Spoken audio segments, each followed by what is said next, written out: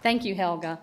I'm very excited that you all are here today, and we've worked very hard to bring about the summit, and we hope that there will be a lot of good exchanges today. I am passionate about working with teachers in China. The work that I've been doing has taken place in the New Literacies Collaborative, which I created back in 2007, and I now co-direct with Dr. John Lee. The purpose of the New Literacies Collaborative is we like to pose the question, what does it mean to be literate in contemporary times, especially in terms of emerging technologies and what effect that has on communication? We work with teachers here in North Carolina as well as teachers in China to help make important pedagogical shifts in order to engage students to be world-class learners. Now, I must add that the context, the broader context for the work that we're doing in the New Literacies Collaborative is in our College of Education. And I'm very excited to say that we have Dr. Dean, our Dean, Jane Fleener here. Jane, would you like to stand? And then we also have Yvonne, who is our Director of the International Office in our college. They have provided a very broad vision for the College of Education on internationalizing teacher education. And they have a grant where they are studying cultural competence and using surveys and doing quantitative and qualitative analysis around cultural competence. So we're looking forward, Dean, to results of your research. So thank you so much for your leadership for our college. I was like Mike. I had to scratch my head and think, what does world-class mean? What does it mean to be world-class? When all else fails, consult Webster, right? So world-class means ranked among the world's best, of the highest caliber. But I also consulted a book that I am reading along with some of our students from Beijing Royal School this semester in a seminar. And Dr. Jin Lee, the author of the book, who is, she's a professor at Harvard, a Chinese professor at Harvard, she might say that it's a heart and mind for wanting to learn. And I love that definition. I like that one better than Webster's. I don't know about you. So what are we doing? How are we actually cultivating world-class leaders in education? I'm going to insert one other word here, teacher, because we work with teachers. How are we cultivating teacher leaders in education? We're doing this in 3 ways: innovative professional development, insightful research, and sustained global collaborations. So let me start with the professional development. We've been doing the New Literacies Teacher Leader Institute since 2009, and you can see over on the left-hand side of the slide that we've done it in different venues. Here in North Carolina, the state of Massachusetts, Rhode Island, and also in Beijing. And we were invited by Mr. Wang, who you heard speak earlier, to do the institute at Beijing Royal School in 2010. That was the beginning of a very exciting adventure for us in the New Literacies Collaborative and for our college, because that partnership has grown in many, many ways, including, as Mr. Wang mentioned earlier, to having our student teachers do internships at Beijing Royal School. Another way that we do professional development is through a degree program that we've created called the New Literacies and Global Learning Graduate Program. We've launched it in 2009. We've had 5 cohorts graduate, and as you heard, we have 8 students from Beijing Royal School who are visiting with us this year to receive their graduate degree in the NLGL program. And it's very exciting because our colleagues at Chapel Hill also have students from Beijing Royal School, and so we've both been able to benefit from that cross-cultural collaboration. So here are the group of teachers who are with us from Beijing Royal, and I think you're here in the audience. Would you be willing to stand up?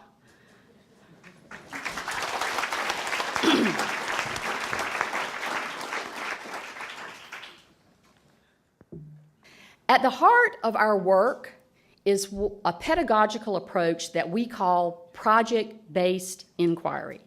We believe that inquiry is a very powerful way to not only teach teachers how to use, but ultimately to teach students how to engage in a dynamic learning process. And if you notice this system that we use, it starts with a compelling question and it ends with publishing, sharing, and acting.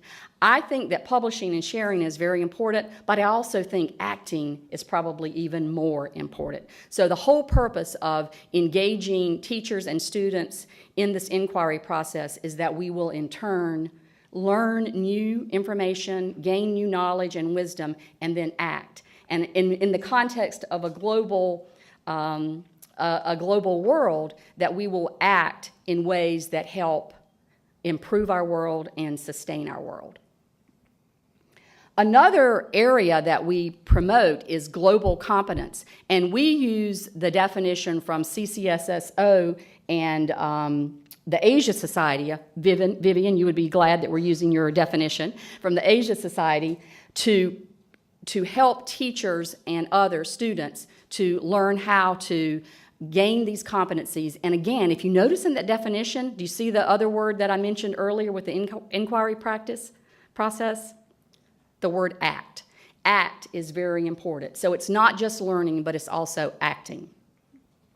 Another area that we focus on is research. There's a lot of research going on at different levels. This is a study that I conducted a few years ago where we interviewed or surveyed middle school U.S. teachers here in North Carolina and Chinese teachers. And we asked them to rank 21st century skills in terms of their perception of importance. If you'll notice that at the top, they ranked critical thinking and problem-solving skills as number one, the most important, and they ranked media literacy as the least important. But where the data diverged was in creativity and innovation. The U.S. teachers ranked it 10th, but the Chinese teachers ranked it 4th. That was curious for us, so we did focus groups to probe and see what's that all about. The Chinese teachers told us that they were very cognizant that they were in educational reform and the mandates from the government, and that the government has said, be innovative and be creative. But they also told us that they weren't quite sure how to make those shifts in their classroom. On the other hand, the U.S. teachers said that because of high-stakes testing in the U.S., they felt constraints about being innovative and creative. Again, these focus groups, we had some other themes that came out. The interesting point here is that across both cultures, there were 3 themes that ended up showing that the teachers had very similar concerns. They both need professional development and administrative support. They need and they know that they're guiding students in the 21st century, and they're very aware that they're navigating their tensions in both educational systems. So very similar profiles for the teachers. The third area is global connections, and we talk about sustained global connections. Here are just some of the activities that I've been involved with since 2007.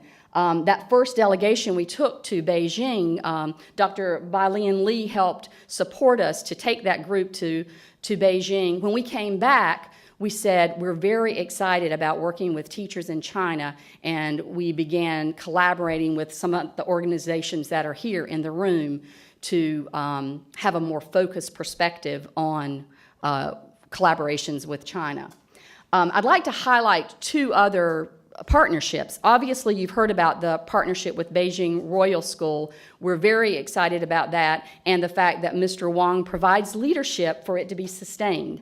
If you haven't worked with an organization or a partnership from the U.S. to China, you may not know how challenging it is to sustain something. But Mr. Wang has provided leadership, Dean Fleener has provided leadership so that we can sustain these partnerships. A partnership that we're going to start this year is with Suzhou North America School. We're very excited about it. What will happen is the school will build a new facility in Suzhou in Jiangsu province, and we will help guide them and influence the state-of-the-art facility. But more importantly, we're going to provide influence on the curriculum and the pedagogical approaches that the teachers will use.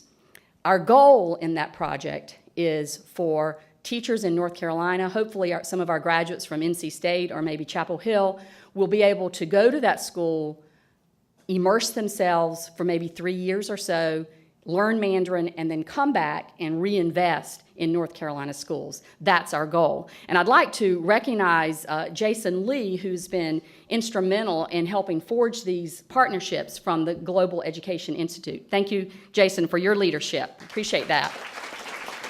So that's just a couple of things that we're doing. And I'll finish by having a video. This is from our institute back in 2013 when we were with Mr. Wang at Beijing Royal School.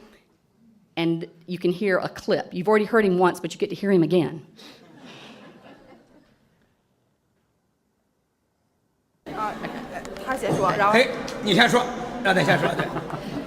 Greetings from Beijing Royal School. We're here with the New Literacies Teacher Leader Institute, and we have Mr. Wang.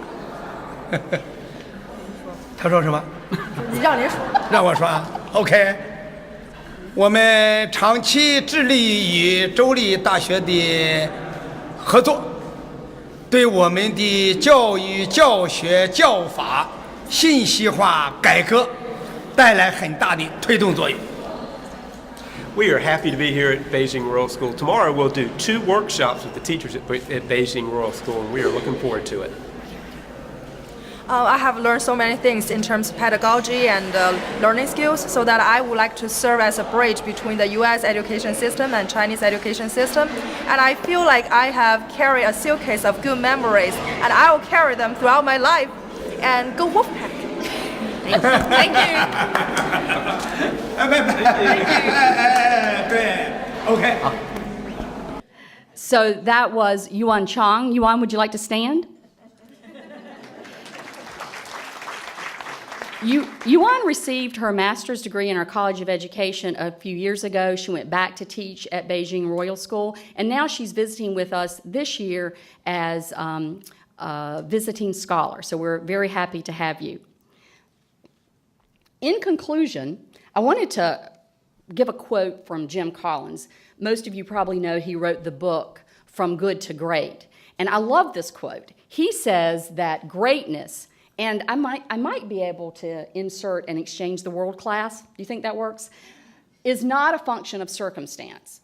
It turns out it's largely a matter of conscious choice and discipline. I really believe that. I think as leaders in education, we have to make conscious choices, just as Jim was talking about in the earlier panel, coming up with a strategic plan, figuring out what we want to do, making sure that we have a focus, and also having the discipline to keep going with something. It's so easy to get discouraged when it doesn't all quite work out the way you think it should work out, but have the discipline to keep going. Because at the end of the day, I think that having educators collaborate, understand each other, between the U.S. and the China is one of the great hopes of our civilization. So I hope that we will continue to provide that leadership so that we can continue to address the enduring challenges that face our global society. Thank you very much.